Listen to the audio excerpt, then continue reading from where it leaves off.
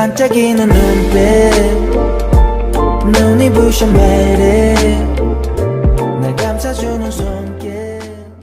Choi Myung-ji was furious and determined to take down Goo-hana, blaming her for the collapse of everything she had worked for over the years. She was ready to do anything to eliminate the obstacle Hana had become, but her plan, which seemed terrifying, would end up backfiring, causing her own dreams to fall apart. Meanwhile, Yoon Se-young, devastated after her wedding was ruined by Goo-hana, stood alone in a torn wedding dress, plotting her revenge. She stared at Goo-hana as she walked away, crushing the dress underfoot, vowing to make her pay. But Yoon Se-young, just like her mother, was too greedy to let it go easily. Desperate, she tried calling Hwang Jin Goo, but he wouldn't answer. She felt she had no choice but to go after him in person. When she found him, she begged for his forgiveness, but Hwang Jin Goo couldn't forget what she had done. He pushed her away, filled with self-loathing. In another part of the house, Choi Myung-ji was waiting for Goo-hana to come in, and when Hana finally arrived, she confronted her. They exchanged harsh words, with Goo-hana revealing she knew about the wiretapping app Choi Myung-ji had installed on her phone. Just as the argument reached its peak, Shin Yeo-jin walked in asking what had happened. She was more concerned about the marriage than Yoon Se-young's fake pregnancy, eager to get it over with and get rid of Goo-hana. Shin Yeo-jin was livid when Goo-hana stood up to her, not backing down as she had in the past. Tensions reached new heights, and soon enough, Shin Yeo-jin demanded that Goo-hana leave the house. Goo-hana, refusing to be pushed around, replied defiantly, saying she might even take Eun-chong with her. As night fell, Choi Myung-ji and Shin Yeo-jin met to plan their next move. They were determined to make sure the marriage between Hwang Jin Goo and Yoon Se-young happened, no matter the cost. Meanwhile, Goo-hana was also scheming to get her hands on Eun-chong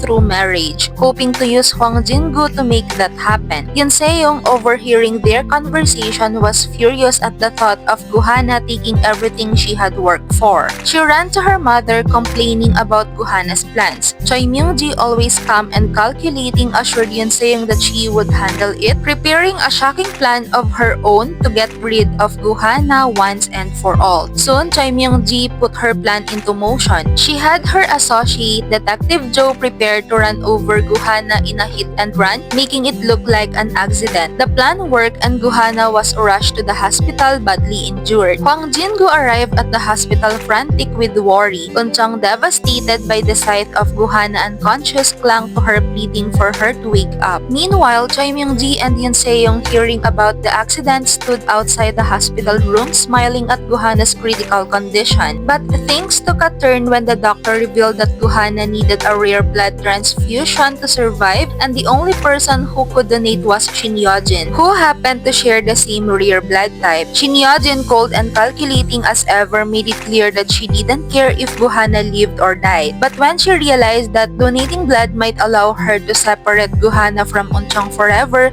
she agreed to help on her own terms. Hwang Jin Goo, desperate to save Goo-hana, reluctantly agreed to her conditions. Cause you are beautiful, a beautiful stranger.